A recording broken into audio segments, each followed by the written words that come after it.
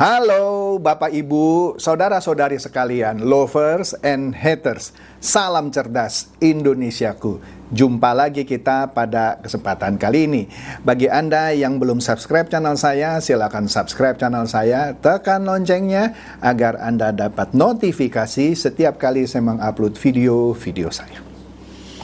Oke, pada kesempatan kali ini saya akan memenuhi janji saya yang tadi pagi saya sebutkan bahwa akan ada video kedua yang juga hot. Anda bisa lihat kan ini bajunya merah ya. Apa yang saya mau bahas kali ini? Tapi sebelum itu ya, saya dituduh gitu ya. Wah, ternyata Pak Chandra itu nggak netral. Ya, senetral-netralnya saya gitu ya. Pasti nggak netral dong. Pasti saya punya preferensi ya di dalam pilihan politik saya. Anda nggak usah norak yang komen seperti itu.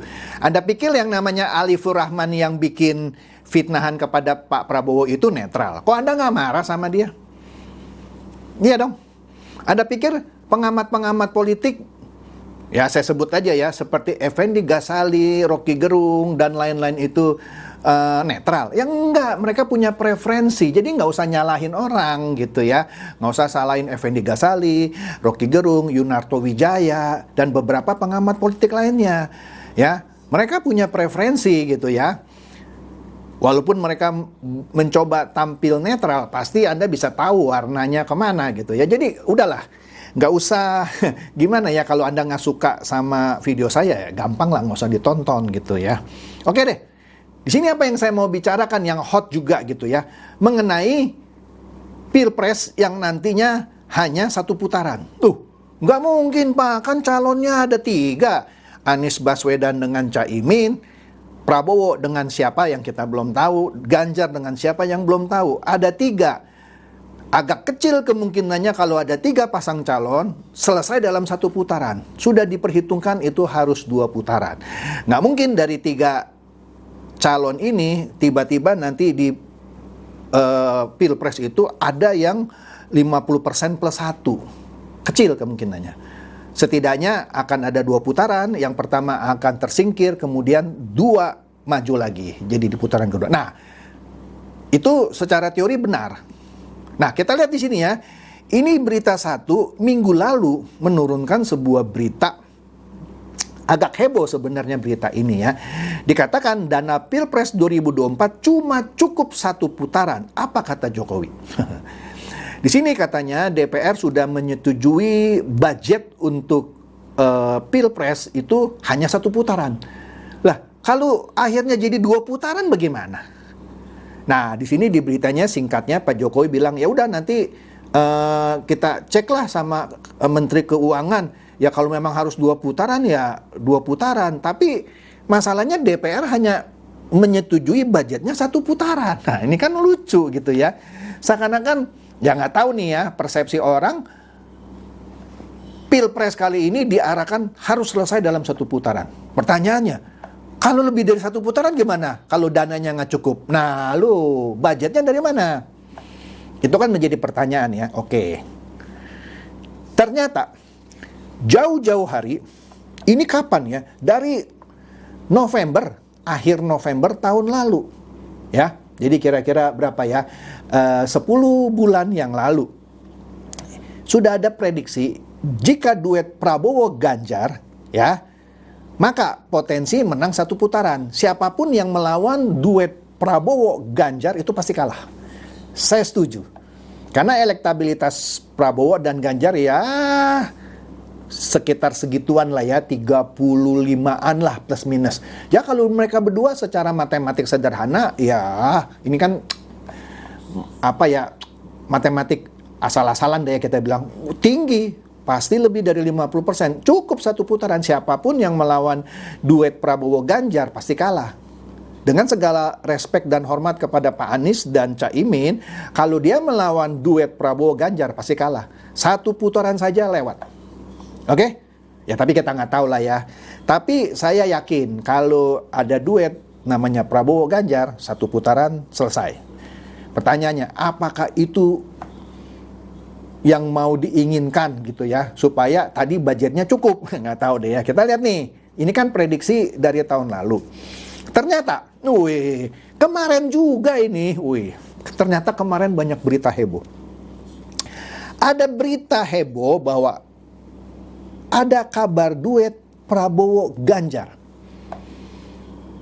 Jadi apa yang diprediksikan orang tahun lalu sepertinya mau direalisasikan nih. Ya, oleh karena itu parpol koalisi pada buka suara. Nah, di sini kita lihat ya, duet Prabowo Ganjar. Pertanyaannya, siapa yang jadi capresnya, siapa yang jadi cawapresnya? Kalau kita lihat sekilas dari beritanya, seakan-akan di sini capresnya Prabowo, cawapresnya Ganjar.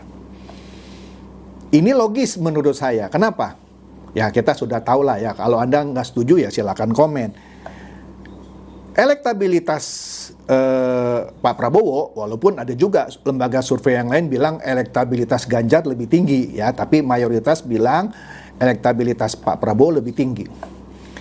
Dan didukung oleh banyak partai politik, walaupun ada teori koalisi gemuk belum tentu bisa memenangkan. Oke deh. Tetapi tiba-tiba di sini ada wacana membuat duet Prabowo Ganjar. Siapa yang jadi capresnya? Siapa yang jadi cawapresnya? Kalau yang jadi capresnya Prabowo lebih masuk akal. Tapi itu pun akan dipertanyakan. Apakah Ganjar, dalam hal ini Ganjar sih terserah Ibu Mega.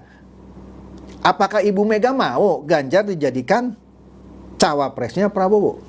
Padahal selama ini kan PDIP sudah menggaung-gaungkan. Wah ada 5, ada 6, ada 7. Sekarang mengerucut cuma 2 atau 3 ya. Disebutkan Mahfud MD, Erick Thohir, dan Sandiaga Uno. Nah nggak tahu lagi nanti mengerucut jadi berapa. Tiba-tiba ada wacana dibuatlah duet Prabowo Ganjar.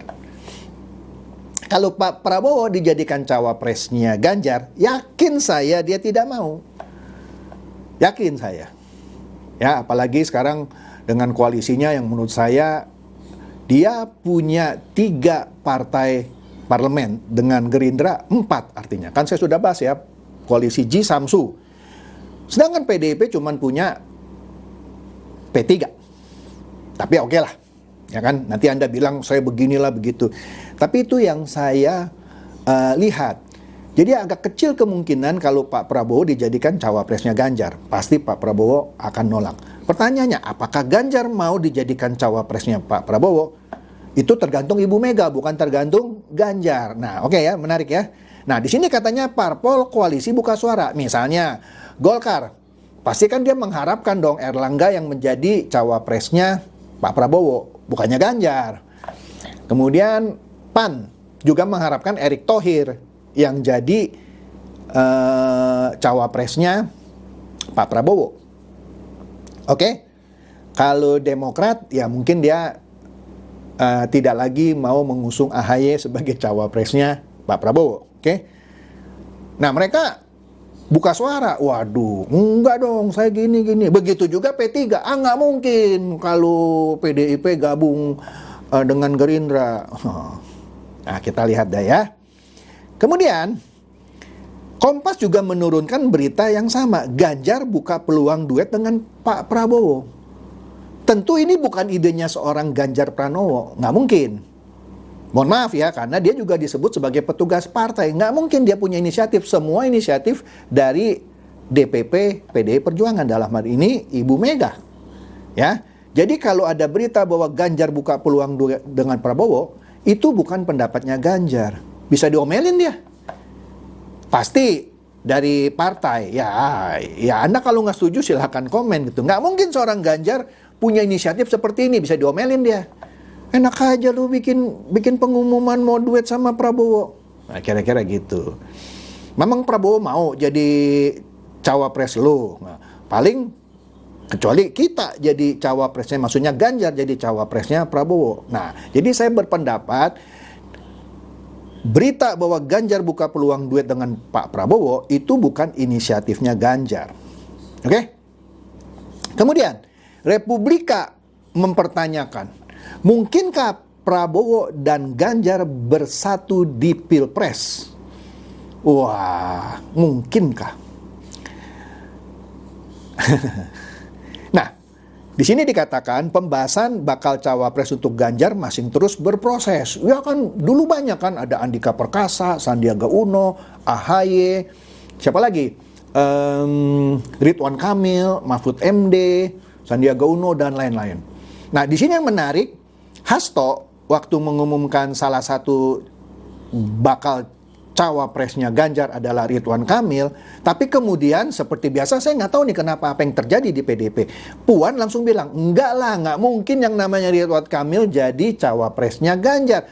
Karena kan Golkarnya kan ada di koalisi Indonesia Maju. Masa ini kadernya Golkar dijadikan cawapresnya Ganjar?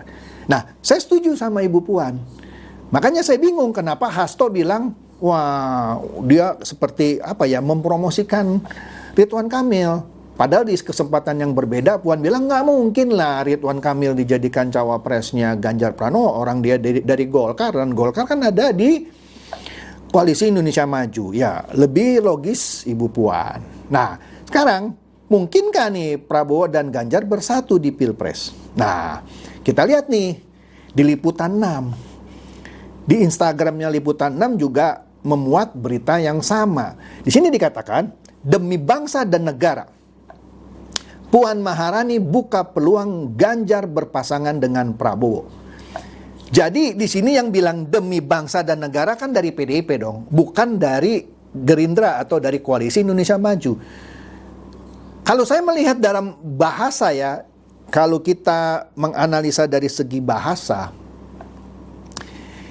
ini sepertinya menunjukkan, ya saya nggak tahu ya, mungkin saya salah ya, ada indikasi kerendahan hati PDIP.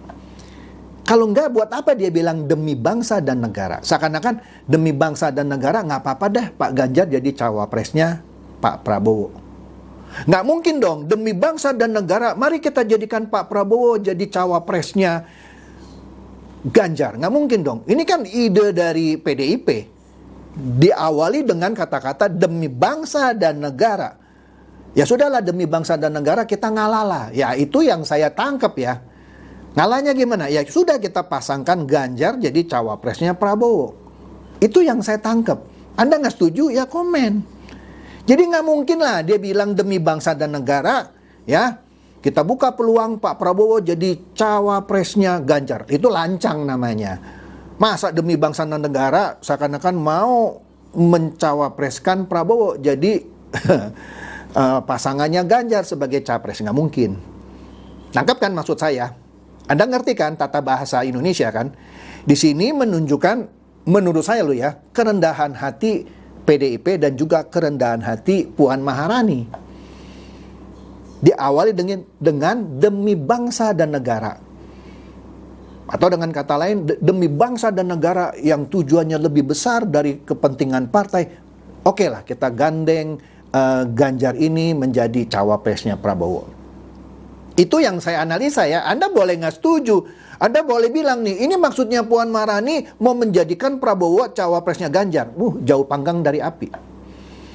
Ya, tapi memang tidak disebutkan dalam berita-berita ini siapa yang akan jadi cawapres. Nggak mungkin lah. Demi bangsa dan negara, mari kita cawapreskan Pak Prabowo dengan Ganjar. Nggak mungkin. Yang mungkin dengan bahasa demi bangsa dan negara, mari kita cawapreskan Ganjar ke Prabowo. Nah, di sini Anda bilang lagi lah, Pak Chandra ternyata nggak netral. Ya terserah, kan saya menganalisa sebuah berita.